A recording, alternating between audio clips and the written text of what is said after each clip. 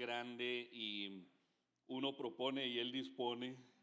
Y bendito Dios porque hoy nos permite compartir con ustedes de parte de mi hermano pastor Oscar Arias y de parte de la congregación un saludo para cada uno de ustedes. Pero bueno, primero que todo quiero empezar agradeciéndole mucho a la congregación. Yo estoy en un proceso de cumplimiento de requisitos para optar por el doctorado en teología en la Universidad Evangélica de las Américas. Yo tengo mi trabajo secular, yo soy economista, pero el Señor lo llama a uno a ministrar y por más que uno le diga que no, Él dice sí. Y para muestra Éxodo 3, donde Moisés se identifica conmigo, yo me identifico con Moisés, porque yo también le puse muchos peros a mi Señor, hasta que el Señor dijo, o sí. Aquí el que manda soy yo, no es usted.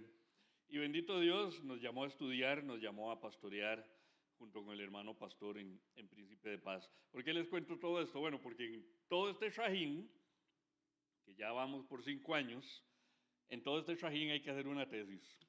Y en la tesis hay que hacer un trabajo de campo. Y en el trabajo de campo, los millennials de esta congregación me ayudaron mucho. Los hermanos que nacieron entre el 81 y el 2000, que estuvieron dispuestos a mandarme su nombre y su dirección de correo electrónico. Les agradezco mucho, ahí estuve acosándolos un poquito, mandándoles el enlace de la encuesta. Ya todo eso se procesó, ya se le presentó a mi profesora tutora y ya estamos en el tema nada más de la revisión y de algunas correcciones de forma. Pero francamente estoy muy conmovido, de verdad que yo no sé, alguno, tal vez el hermano Julio le dijo, el hermano Walter Chinchilla, ¿quién?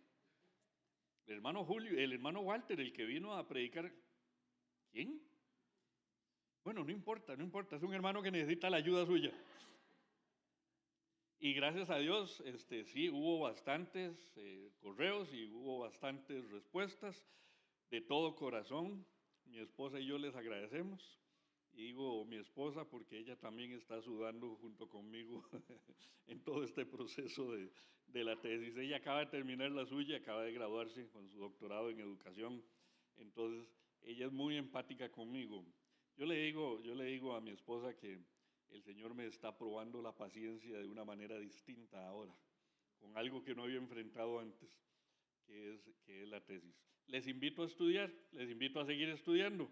Tomen la parte buena de lo que yo les cuento, no la parte estresante.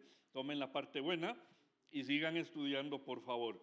Y yo le quiero agradecer mucho a la población millennial, a las ovejas millennials de este rebaño. Y es que, como le decía yo al hermano pastor, es que aquí los millennials empiezan con el pastor. Entonces es una gran ventaja. Que Dios me los bendiga. Gracias, montones, por haberme ayudado con su paciencia y con llenar esa encuesta. Muy bien, ya en otro orden de cosas, ustedes habrán notado en muchas películas y habrán notado en muchos documentales cuando los animalitos nacen, muchos de ellos nacen. Si alguien ha visto nacer un potrillo, ven que la yegua está de pie, el potrillo va naciendo y ¡pum!, se lleva el batacazo en el piso, pero inmediatamente se pone de pie.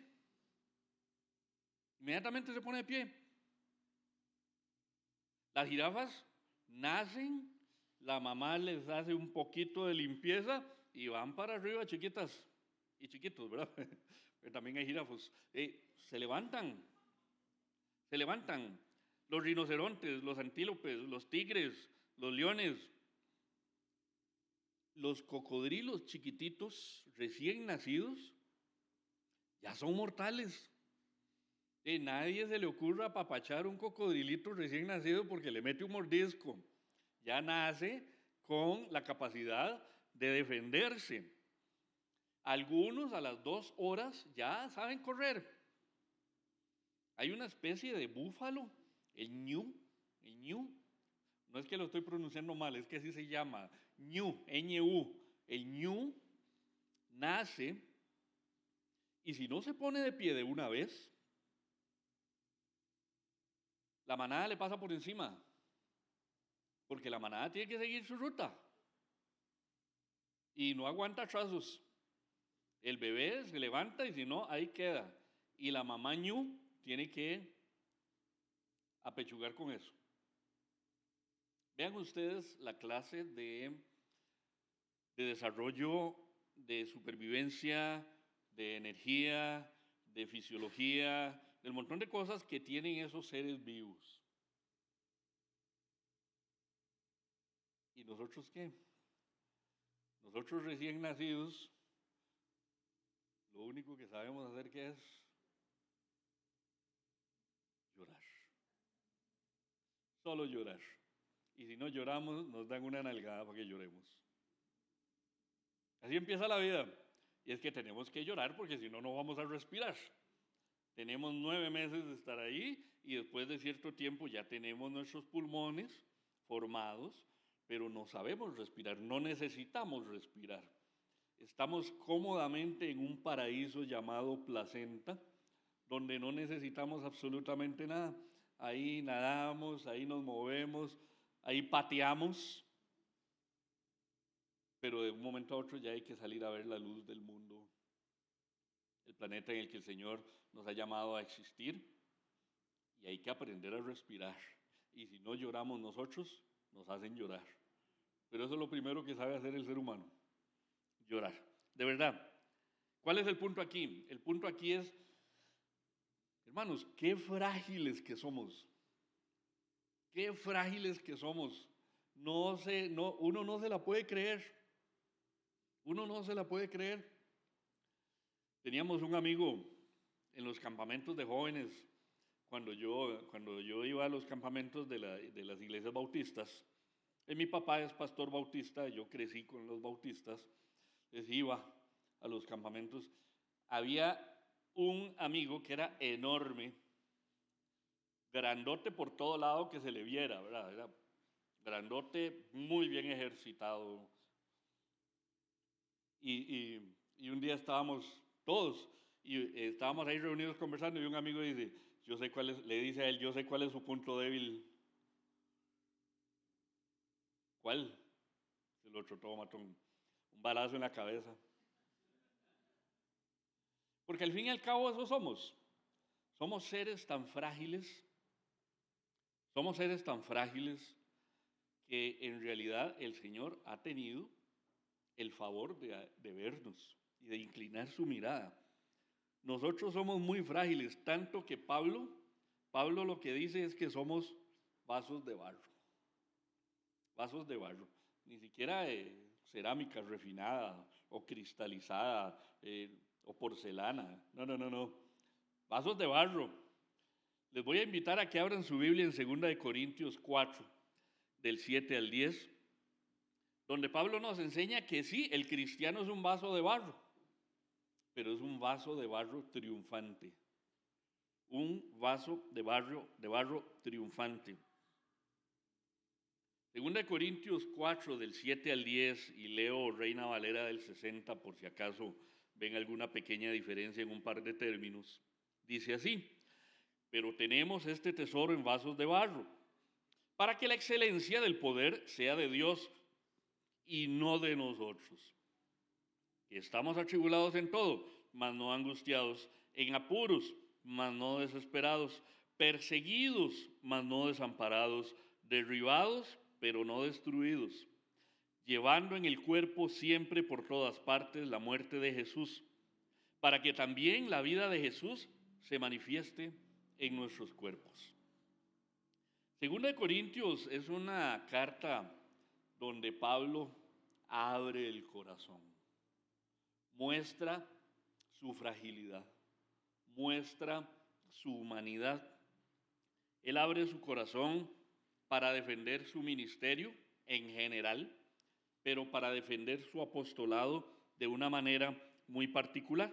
Por eso en unas partes habla de cómo es su ministerio, en otras partes defiende el apostolado y en otras enseña cómo ofrendar.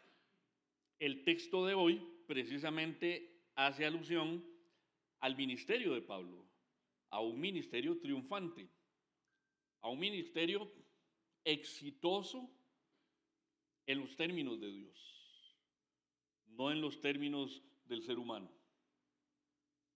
Entonces, somos quizá el ser vivo más frágil del planeta, pero el Señor nos ha llamado a ocupar una posición muy relevante en medio de la creación. Somos vasos de barro triunfante. Y somos vasos de barro triunfantes que guardamos un tesoro. El versículo 7 dice, pero tenemos este tesoro en vasos de barro. Los tesoros normalmente no están ahí al alcance de todos. Los tesoros están en alguna parte guardados. En alguna parte, ahí están guardados. Nosotros tenemos nuestros tesoros, ¿verdad? Cada uno tiene sus tesoros. Pueden ser libros, puede ser música, pueden ser recuerdos, pueden ser fotos. Pues son nuestros tesoros y no los tenemos ahí a la vista de todo el mundo. Más bien en ocasiones especiales sacamos el tesoro y se lo enseñamos a la gente. Porque están muy guardaditos. Bueno, hay algo que usted tiene guardado. Hay algo que nosotros, como vasos de barro, tenemos guardados. Eso es lo que dice los versículos 5 y 6 del mismo capítulo. Dice, porque no nos predicamos a nosotros mismos, sino a Jesucristo como Señor, y a nosotros como vuestros siervos por amor de Jesús. Porque Dios, que mandó que de las tinieblas resplandeciese la luz, es el que resplandeció en nuestros corazones para iluminación del conocimiento de la gloria de Dios en la faz de Jesucristo. Esto usted lo tiene guardado ahí. El tesoro que usted tiene es que yo no vengo a presentar mi mensaje, vengo a presentar el mensaje que Dios me ha dado para compartir. Y buscamos el conocimiento de la gloria de Dios a través del rostro de nuestro Señor Jesucristo. Es un tesoro muy grande. Es tal vez el único tesoro que se ha compartido para compartir. La gente que tiene sus tesoros los tiene ahí y no los regala, no los presta. Véalo y lo vuelve a guardar. Pero el tesoro que Dios nos ha dado es un tesoro para compartir, es un tesoro para regalar. ¿Por qué el ser humano ha sido elegido por Dios para esta labor?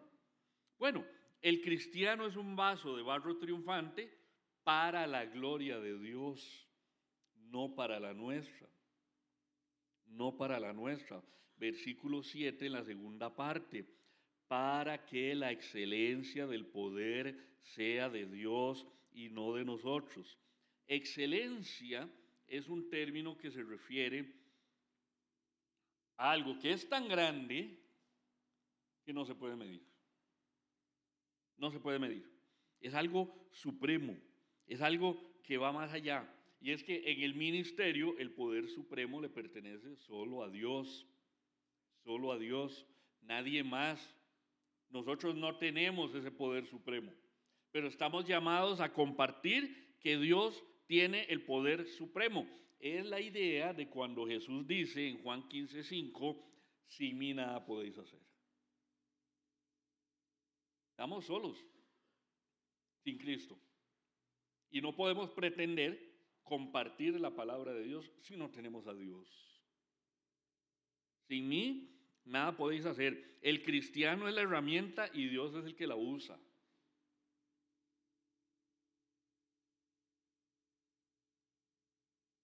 Usted me pone a mí un martillo en la mano y me da una serie de clavos para que vaya y los ponga. Hermanito, siéntese cómodamente a esperar porque viera lo que me va a costar. A mí me cuesta clavar un clavo. Esa es la realidad y lo tengo que reconocer. Mi papá intentó muchas veces que aprendiera a ver la instalación eléctrica de la casa. Con la electricidad yo solo sé encender y apagar la luz. A veces cambiar un bombillo. Pero es que en realidad yo nunca en el colegio, en artes industriales, la pasé mal. Porque no tengo esa habilidad. No tengo esa habilidad. No tengo esa habilidad y en las manos de Dios yo no soy más que una herramienta. Dios usa la herramienta. En manos de un profesional un martillo hace maravillas. En manos de un profesional una instalación eléctrica se renueva, se actualiza y es poderosa. En las manos de Dios usted y yo somos las herramientas, nada más. Nosotros no somos nada más. Dios es el que tiene su poder. Poder significa facultad, potencia, facilidad para hacer algo. Nosotros no tenemos el poder. El poder lo tiene nuestro Señor. En síntesis, que un ministerio como el de Pablo fuera poderoso, y nadie niega que el ministerio de Pablo era realmente poderoso, pero el ministerio de Pablo era poderoso porque Dios era el poderoso, no porque Pablo fuera el poderoso. Dios es poderoso y respalda con su poder el ministerio de su siervo. El vaso no es el que tiene el poder, el dueño del vaso tiene el poder. Nosotros somos vasos de barro, pero Dios ha elegido los vasos de barro. Por eso usted está sentado aquí y por eso estoy yo aquí, porque Dios nos ha elegido. Él es el dueño de esta vajilla, Él es el dueño de estos vasos. Romanos 15, 18 y 19 dicen, porque no os haría hablar, dice Pablo, ¿verdad? No os haría hablar, sino de lo que Cristo ha hecho por medio de mí para la obediencia de los gentiles, con la palabra y con las obras, con potencia de señales y prodigios en el poder del Espíritu de Dios. De manera que desde Jerusalén y por los alrededores hasta Ilírico, todo lo he llenado del Evangelio de Cristo. Pero él reconoce que no es de él el poder. Hermanos, Pablo tenía que defenderse, Pablo tenía que esconderse, Pablo tenía que andar huyendo. Y aún así, desde Jerusalén y hasta los alrededores de Ilírico, todo dice que lo había llenado del mensaje de Cristo. Hoy los tiempos han cambiado, los tiempos, por lo menos aquí en nuestro país, son diferentes. Nosotros no tenemos los mismos problemas que tenía Pablo. No tenemos que huir de las mismas cosas que Pablo huía. Pero la realidad es que sí tenemos problemas. Sí hay problemas. Hermanitos, hay aflicción. Va a haber alguna clase de problema o alguna clase de aflicción. ¿Por qué? ¿Por qué? Como le he tenido que decir más de una vez a nuestros muchachos, porque así es la vida. La vida trae problemas, la vida trae aflicción y ser cristiano no nos libra de los problemas. El que le prometa a usted libertad de aflicción, libertad de problemas, le está mintiendo, pero así de grande, enormemente. Le está mintiendo. Ser cristiano no nos libra de los problemas, pero nos ayuda a enfrentarlos. Tenemos algo que quienes no tienen a Cristo en el corazón no pueden recurrir a él. Por eso Pablo nos enseña que el cristiano es un vaso de barro triunfante sin importar la circunstancia. Los versículos 8 y 9 nos presenta una forma muy interesante de Pablo de presentar el mensaje utilizando contradicciones, paradojas en la vida cristiana. Nos encontramos ahí una serie de elementos externos al cristiano y una serie de elementos que nacen en el cristiano por el poder de Dios. Por ejemplo, dice el versículo 8, estamos atribulados, estamos en apuros, y el versículo 9 dice, estamos perseguidos y estamos derribados. Atribulados literalmente significa estar así como muy apretado, estrujado. Atribulado es sentir una presión enorme que lo aplasta a uno, que lo reduce y que no le permite reaccionar. Cuando Pablo dice en apuros, se refiere a estar en aprietos, a estar en conflictos, a estar en dificultades, a estar en escasez, penurias, estar en urgencias. El griego indica estar incluso sin camino, confundido y, como dice la Biblia de las Américas, perplejo. Perplejo. En apuros significa estar en una circunstancia tal que uno está, pero incluso hasta asombrado del problema, asombrado de la aflicción, está perplejo, con los ojos bien abiertos y con un gesto como así como en algunos memes que salen. Sí, pero no entiendo por qué. ¿Por qué el problema? ¿Por qué tanto problema? ¿Por qué yo? Entonces, no es solamente el evento, sino la reacción. Perseguidos significa también expulsados, y perseguidos en el versículo 9 se refiere a persecuciones religiosas. Persecuciones que terminan siendo pruebas y privilegios para el pueblo cristiano de los primeros siglos. Y finalmente dice derribados. Derribado literalmente significa que alguien fue agarrado así y fue lanzado al piso.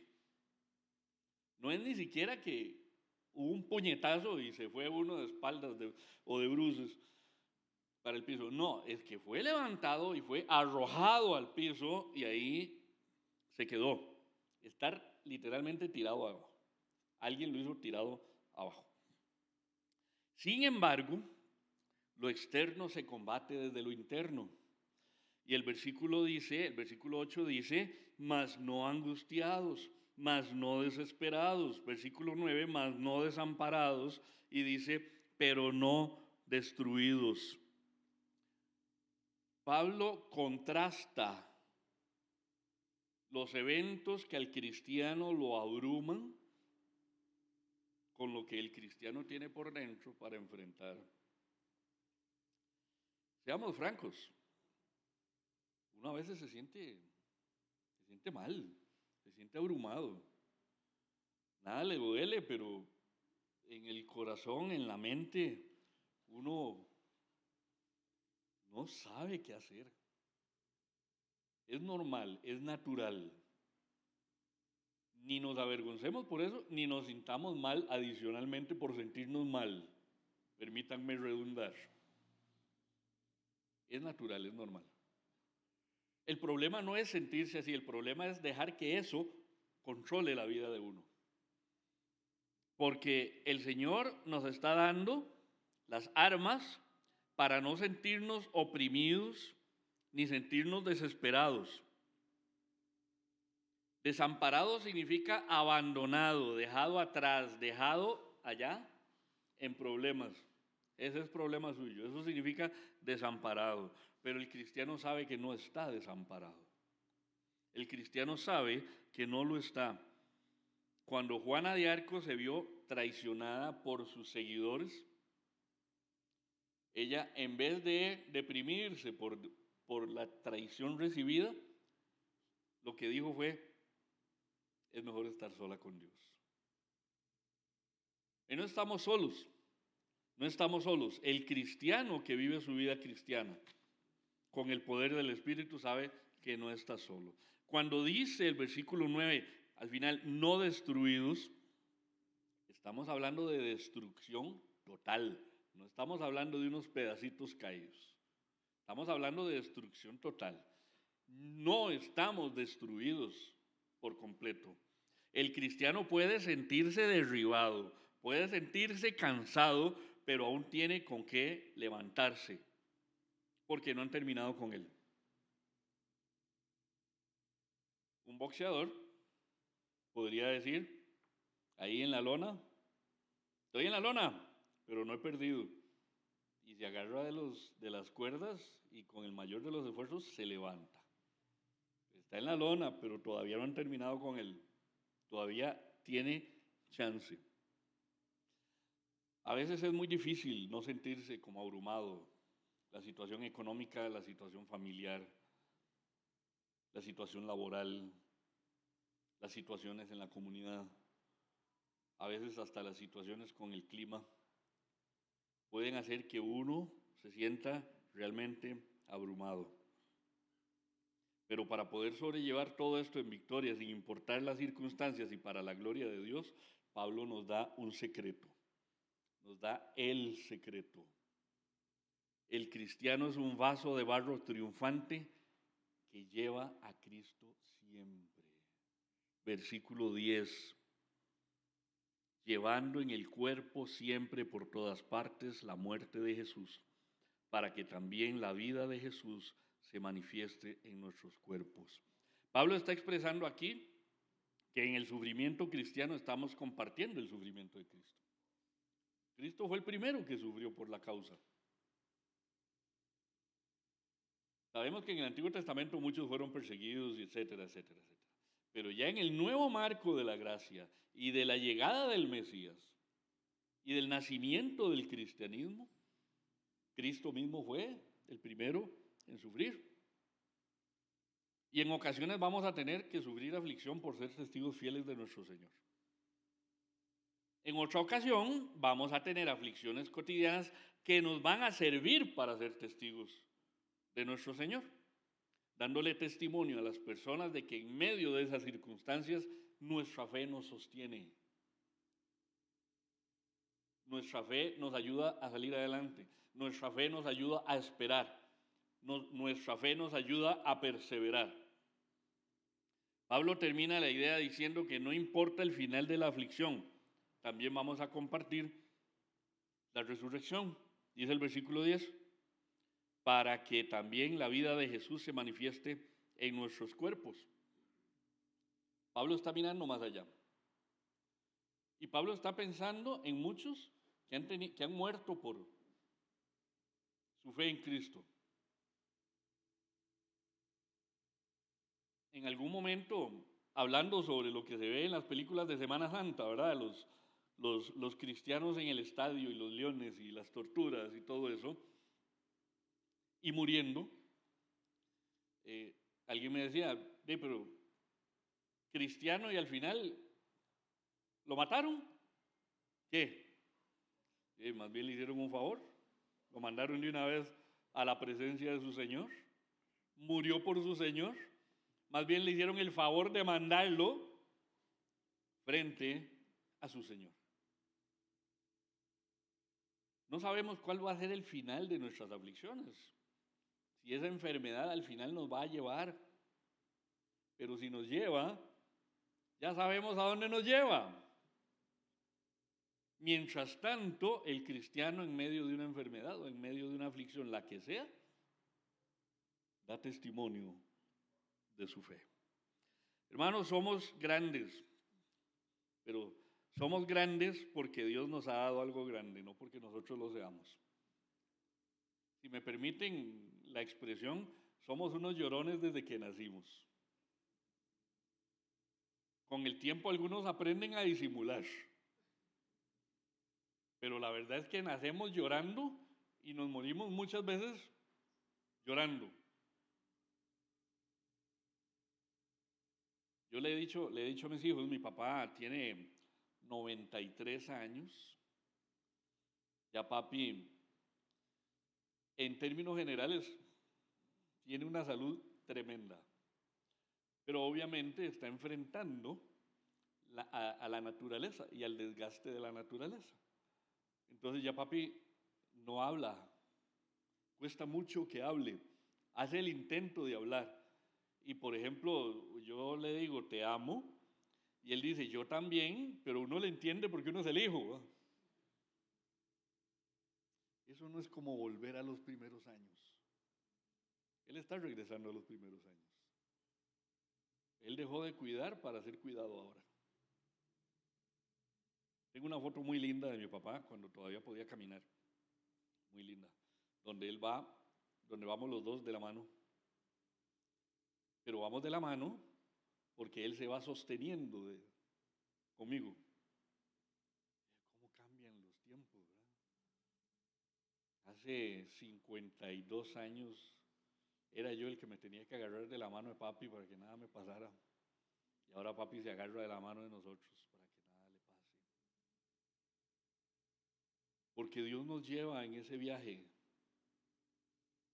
Y va a haber algún punto en el viaje en que en medio de la aflicción, en medio de la pérdida de facultades, en medio de la pérdida de habilidades, porque así es la naturaleza,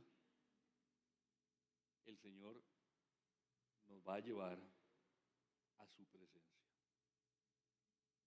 Y créanme cuando les digo, papi está esperando que el Señor lo llame hace rato.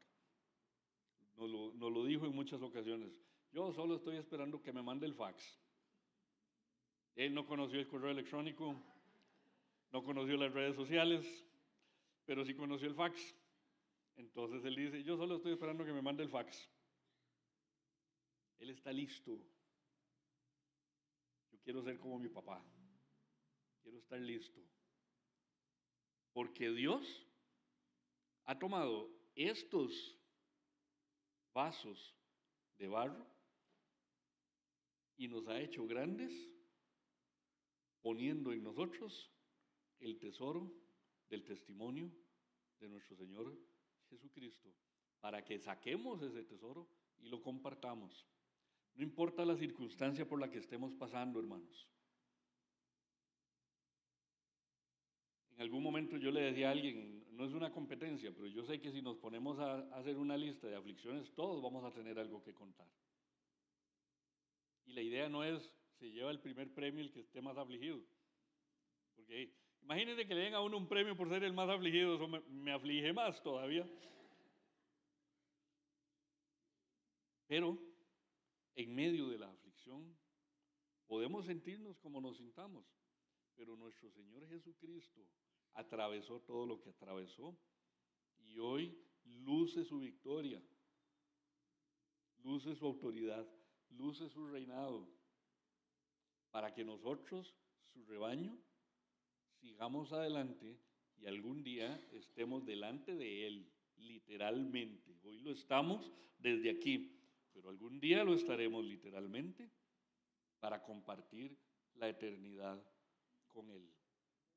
Lo que sea que estemos pasando hoy, dejémoslo a los pies de la cruz y sigamos adelante con el tesoro que Jesucristo ha depositado dentro de nosotros.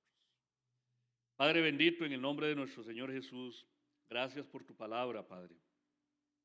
Gracias, Dios,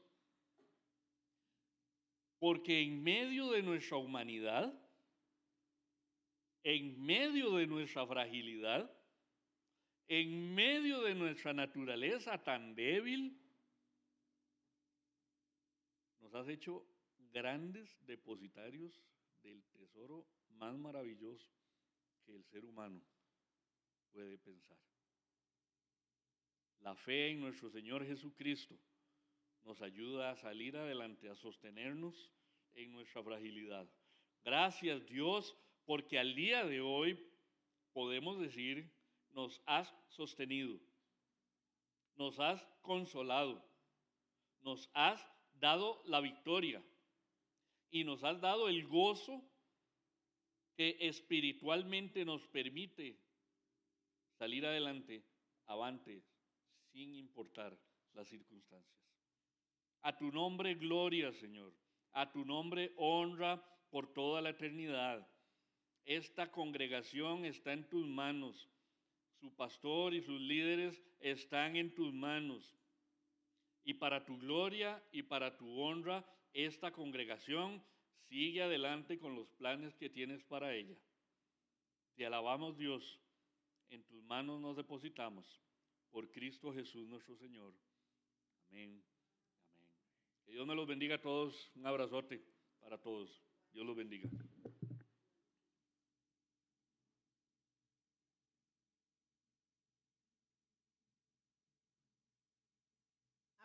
En Apocalipsis 7, versículos 11 y 12, leo para ustedes, y dice así: todos los ángeles estaban de pie alrededor del trono, dice, alrededor de los ancianos, de los cuatro seres vivientes. Estos cayeron sobre el rostro delante del trono y adoraron a Dios diciendo: la bendición, la gloria, la sabiduría, la acción de gracias, el honor, el poder y la fortaleza sean a nuestro Dios por los siglos de los siglos. Amén y amén. Hermanos, tenemos ahora, hoy tenemos reunión de iglesia, entonces vamos a pedirle a los hermanos que pasen a un sanguchito, un refrigerio que tenemos atrás, y entonces vamos a hacer un corte para hacer la segunda ronda de reunión.